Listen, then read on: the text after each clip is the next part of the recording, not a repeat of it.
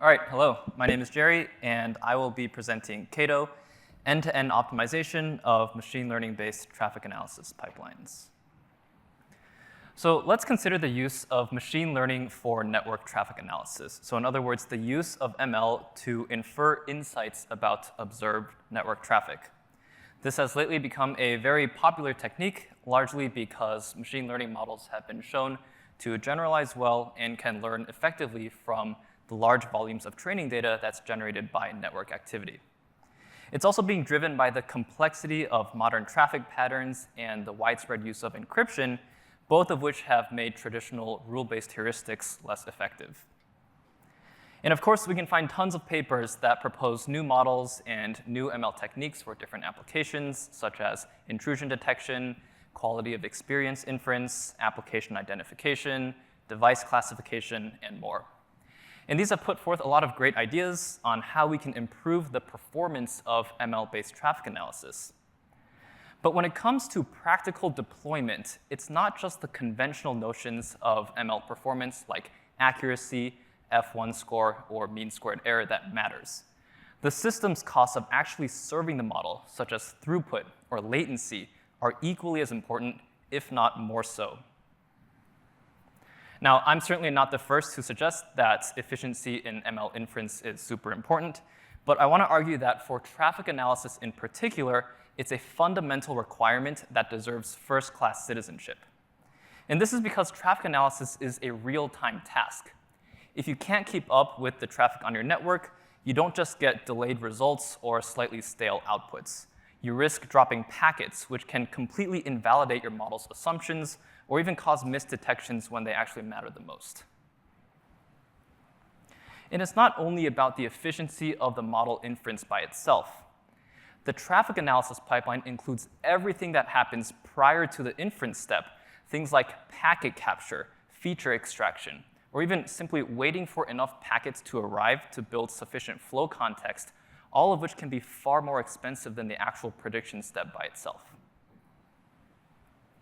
And it turns out that the traffic representation, meaning the choice of which features to compute and how many packets to wait, strongly impacts both the performance and the system's cost of the pipeline. So in isolation, you might expect that more packets or richer features will improve accuracy at the cost of a slower pipeline, but this actually isn't always the case. In the inverse, where using simpler models or fewer packets to achieve a very fast-serving pipeline at the cost of accuracy also isn't guaranteed. So the relationship between these two objectives is nonlinear and non-obvious. And what we found is that jointly optimizing both the system's costs and the predictive performance becomes less of a trade-off and more of a search space. So let me give an example that demonstrates this. So here I'm showing the results of a simple experiment to classify IoT devices from their traffic patterns using different flow features and varying the number of packets used to classify the flow, which I'm going to call packet depth. So this graph shows the number of packets on the x-axis, the F1 score on the y-axis, and what I'm plotting is the F1 score achieved using 3 different sets of features at each packet depth.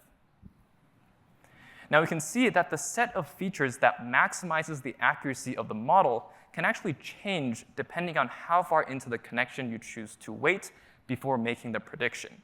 So sometimes waiting longer will give you better results, other times it doesn't, depending again on the traffic representation.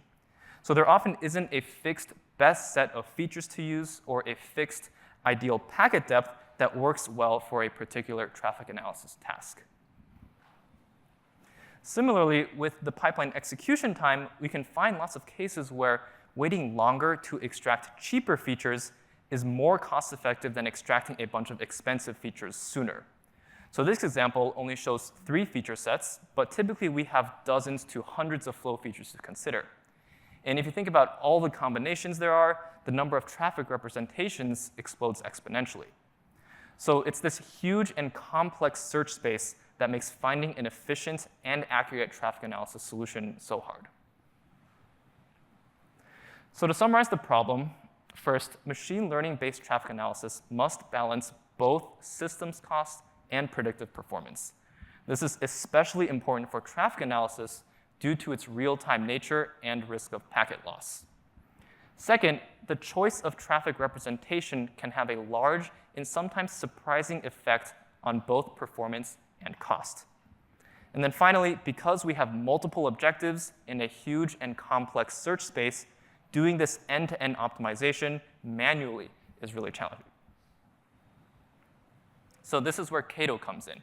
It is a framework for cost-aware traffic analysis optimization, where the goal is to automatically construct traffic analysis pipelines that jointly minimizes end-to-end systems costs while maximizing predictive performance. There are two main components. The first is an optimizer that takes as input a set of candidate flow features in a maximum connection depth, and then it performs a search for traffic representations that are Pareto-optimal with respect to both performance and systems costs. We use multi-objective Bayesian optimization to perform this search, which periodically samples traffic representations and then queries a profiler for its performance and cost characteristics.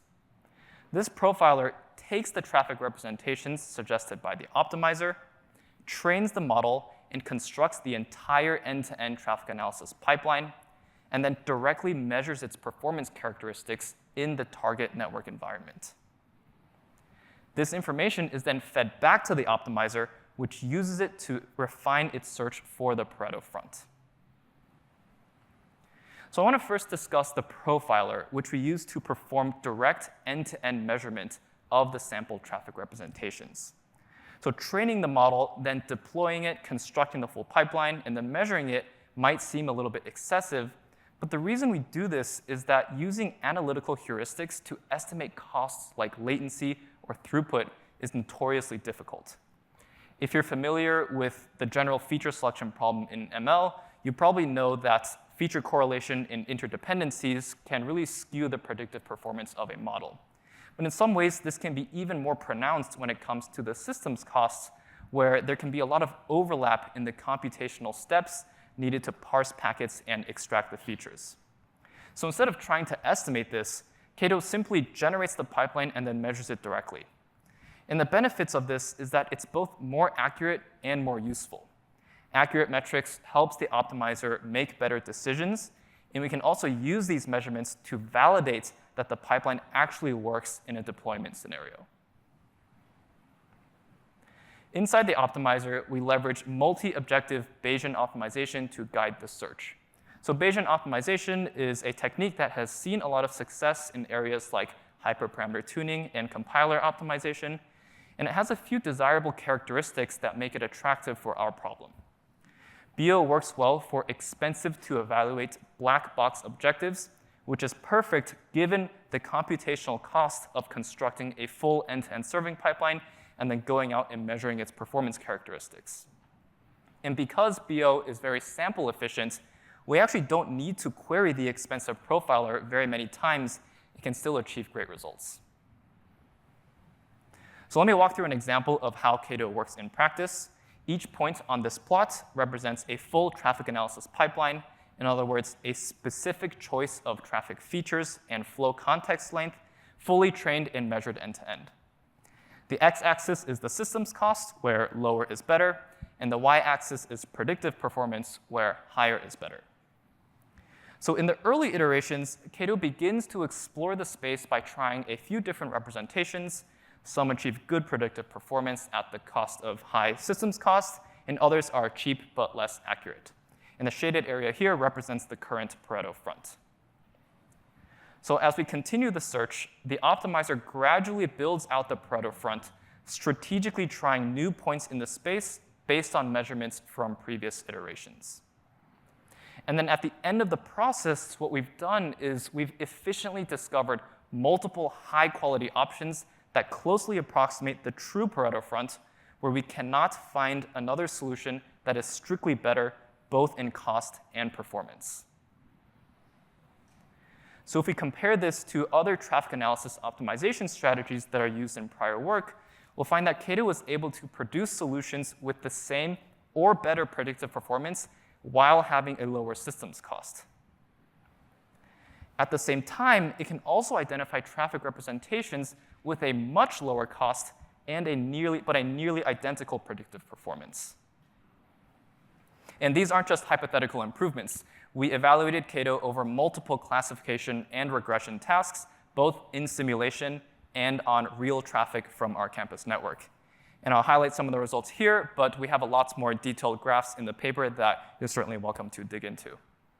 So for a web application classification task that we performed, we were able to reduce the end-to-end latency of the serving pipeline by 2.6 to 19 times compared to strategies that select the best features using the first 10 packets in the flow. We were also able to increase the zero-loss classification throughput by 1.6 to 3.7x. And then in terms of the convergence rate of the CATO optimizer itself, we found that we can achieve speedups of 15 to 17 times over methods like simulated annealing or random search. So to wrap up, I want to emphasize again that in ML-based traffic analysis, balancing the end-to-end pipeline efficiency with predictive performance is a fundamental requirement. Even the most accurate model on paper isn't going to matter if the serving pipeline can't keep up. The choice of traffic representation has an outsized impact on both of these metrics, and the relationship isn't always obvious. So for this, we introduced CATO, which jointly optimizes across both predictive performance and systems costs, and it uses multi-objective Bayesian optimization coupled with direct end-to-end measurement to construct and validate readily deployable ML-based traffic analysis pipelines. So thank you for listening, and happy to take questions.